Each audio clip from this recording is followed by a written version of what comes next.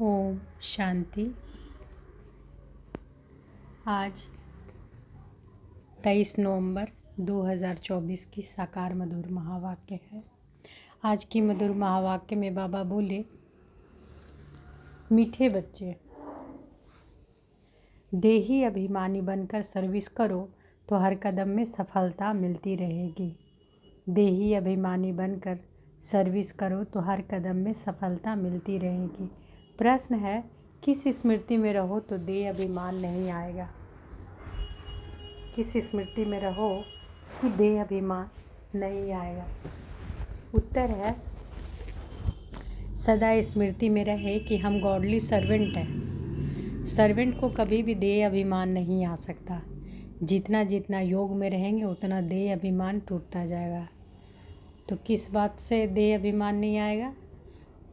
तो स्मृति में रखना है कि हम गॉडली सर्वेंट है। सर्वेंट को कभी भी देह अभिमान नहीं आ सकता। जितना जितना योग में रहेंगे उतना देह अभिमान टूटता जाएगा। दूसरा प्रश्न है, देह अभिमानियों को ड्रामा अनुसार कौन सा दंड मिल जाता है? देह अभिमानियों को ड्रामा अनुसार कौन सा दंड मिल जाता है? उत्तर है कि उनकी बुद्धि में यह ज्ञान बैठता ही नहीं। साहूकार लोगों में धन के कारण देह अभिमान रहता है। तो बाबा क्या कह रहे कि जो देह अभिमानियों जो रहते हैं तो ड्रामानुसार उनको कौन सा दंड मिलता है कि उनकी बुद्धि में ज्ञान बैठता ही नहीं। साहूकार लोगों में धन के कारण देह अभिमान रहता है, इसलिए वो इस ज्ञान को समझ नहीं सकते।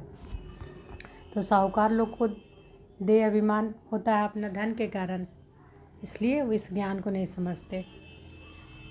यह भी दंड मिल जाता है, गरीब सहज समझ लेते हैं। तो देह अभिमानियों को ड्रामानुसार कौन सा दंड मिल जाता है कि उनकी बुद्धि में यह ज्ञान बैठता ही नहीं है। साहूकार लोगों में धन के कारण देह अभिमान रहता है, इसलिए वह इस ज्ञान को समझ नहीं सकते। यह भी दंड मिल जाता है, गरीब सहज समझ लेते हैं। ओम शांति। रूहानी बाप ब्रह्मा द्वारा राय दे रहे हैं, याद करो तो यह बनेंगे, सतो प्रधान बन अपने पैराडाइज राज्य में प्रवेश करेंगे। यह सिर्फ तुमको नहीं कहते हैं, परंतु यह आवाज़ तो सारे भारत मलिक विलायत में भी जाएगा। सबके पास बहुतों को साक्षात्कार भी होगा। किसका साक्षात्कार होना चाहिए? किसका साक्षात्कार होना चाहिए? वह भी बुद्धि से काम लेना चाहिए। बाप ब्रह्मा द्वारा ही साक्षात्कार कराकर कहते हैं कि प्रिंस बनना है तो जाओ ब्रह्मा व ब्राह्मणों के पास। तो बाबा क्या कह रहे हैं कि बहुतों को साक्षात्कार भी होगा। किसका साक्षात्कार होना चाहिए? वह भी बुद्धि से काम लेना चाहिए। बाप ब्रह्मा द्वारा ही साक्षात्कार कराकर कहते हैं कि प्रिंस बनना है तो जाओ ब्रह्मा व ब्राह्मणों के पास। यूरोपवासी भी इनको समझने चाहते हैं। भारत पैराडाइज था तो किसका राज्य था? भारत पैराडाइज था तो किसका राज्य था? यह पूरा कोई जानते नहीं। भारत ही हेवन स्वर्ग था। अभी तुम सबको समझा रहे हो। यह सहज राजयोग है जिसे भारत स्वर्ग अथवा हेवन मानता है। विलायत वालों की फिर भी बुद्धि कुछ अच्छी है, वह झट समझेंगे। तो अब सर्विसेबल बच्चों को क्या करना चाहिए? उन्हों को भी डायरेक्शन देने पड़ते हैं। बच्चों को प्राचीन राजयोग सिखाना है।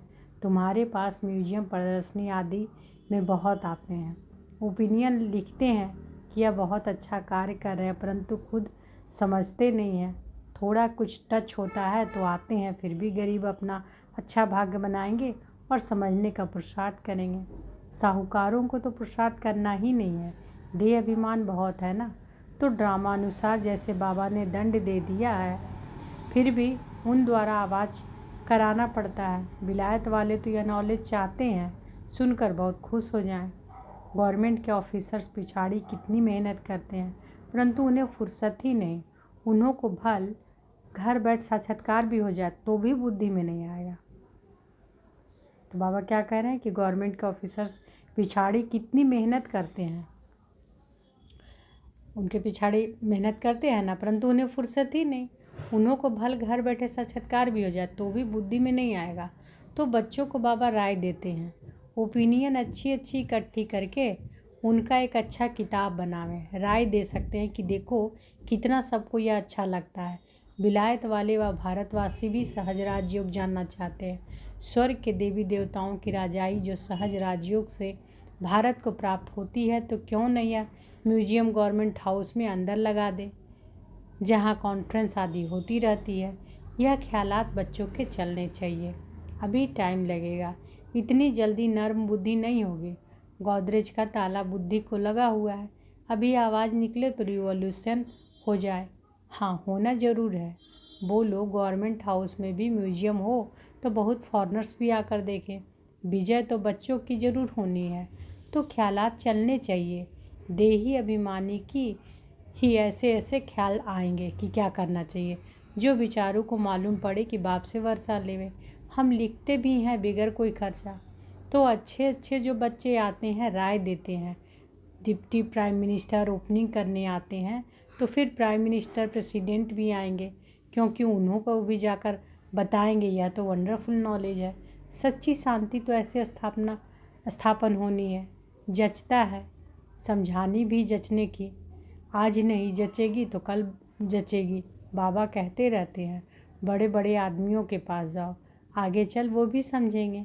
मनुष्यों की बुद्धि तमो प्रधान है, इसलिए उल्टे काम करते रहते हैं। दिन प्रतिदिन और ही तमो प्रधान बनते जाते हैं। तुम समझने की कोशिश करते हो कि यह भिखारी धंधा बंद करो, अपनी उन्नति करो। बाप आए हैं पवित्र देवता बनाने। आखिर वह दिन भी आएगा जो गवर्नमेंट हाउस में म्यूजियम होगा। वो लोग खर्चा तो हम अपना करते हैं, गवर्नमेंट तो कभी पैसा नहीं देगी।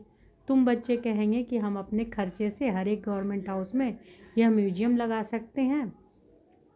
एक बड़े गवर्नमेंट हाउस में हो जाए तो फिर सब में हो जाए।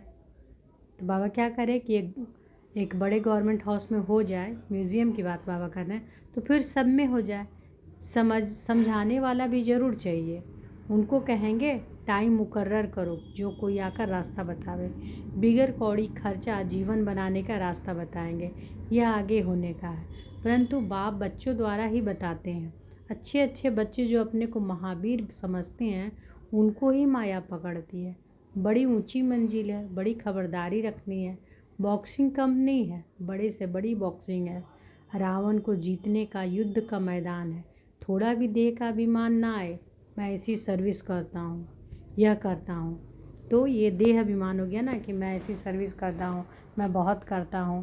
तो बाबा कह रहे ये सब क्या है? ये सब है देह अभिमान कि यह करता हूँ, मैं ऐसी सर्विस करता हूँ। हम तो गॉडली सर्वेंट हैं, हमको पैगाम देना ही है। इसमें गुप्त मेहनत बहुत है। तुम ज्ञान और योग बल से अपने को समझाते हो, इसमें गुप्त रह विचार सागर मंथन करे तब नशा चढ़े। ऐसे प्यार से समझाएंगे। बेहद के बाप का वर्षा हर कल्प भारतवासियों को मिलता है। 5000 वर्ष पहले इन लक्ष्मी नारायण का राज्य था। अभी तो कहा जाता है वेश्यालय। सतयुग है शिवालय, वह है शिव बाबा की स्थापना, यह है रावण की स्थापना। रात दिन का फर्क है। बच्चे फील करते हैं बरोबर हम क्या बन गए हैं। बाबा आप समान बनाते हैं। मूल बात है देही अभिमानी बनना है। देही अभिमानी बन विचार करना होता है कि आज हमको फलाने प्राइम मिनिस्टर को जाकर समझाना है। उनको दृष्टि दें तो साक्षात्कार हो सकता है। तुम दृष्टि दे सकते हो। अगर देही अभिमानी होकर रहो तो तुम्हारी बैटरी बढ़ती जाएगी। तो दृष्टि कौन दे सकता है? बाबा कहते हैं कि अगर देही अभिमानी होकर रहो तो तुम्हारी बैटरी बढ़ती जाएगी। देही अभिमानी होकर बैठे, अपने को आत्मा समझ बाप से योग लगाएं, तब बैटरी भर सकती है। गरीब झट अपनी बैटरी भर सकते हैं, क्योंकि बाप को बहुत याद करते हैं। ज्ञान भल अच्छा है, योग कम है तो बैटरी भर ना सके, क्योंकि देह का अहंकार बहुत रहता है। तो बाबा कह रहे हैं कि ज्ञान भल अच्छा है, योग कम है तो बैटरी भर ना सके, क्योंकि देह का अहंकार बहुत रहता है। योग कुछ भी है नहीं, इसलिए ज्ञान बाण में जौहर नहीं भरता। तलवार में भी जौहर होता, वही तलवार 10 रुपया, वही तलवार 50 रुपया। गुरु गोविंद सिंह की तलवार का गायन है, इसमें हिंसा की बात नहीं। देवताएं हैं डबल अहिंसक। आज भारत ऐसा, कल भारत ऐसा बनेगा। तो बच्चों को कितनी खुशी होनी चाहिए। कल हम रावण राज्य में थे तो नाक में दम था, आज हम परमपिता परमात्मा के साथ रहे हुए हैं। अब तुम ईश्वरीय परिवार के हो। सतयुग में तुम होंगे दैवी परिवार के। अब स्वयं भगवान हमको पढ़ा रहे हैं, हमको कितना प्यार मिलता है भगवान का। आधा कल्प रावण का प्यार मिलने से बंदर बन पड़े हैं, अब बेहद बाप का प्यार मिलने से तुम देवता बन जाते हो। 5000 वर्ष की बात है, उन्होंने लाखों वर्ष लगा दिया। यह भी तुम्हारे जैसा पुजारी था, सबसे लास्ट नंबर झाड़ में खड़ा था। सतयुग में तुमको कितनी अथाह धन था, फिर जो मंदिर बनाए उसमें भी इतना अथाह धन था, जिसको आकर लूटा।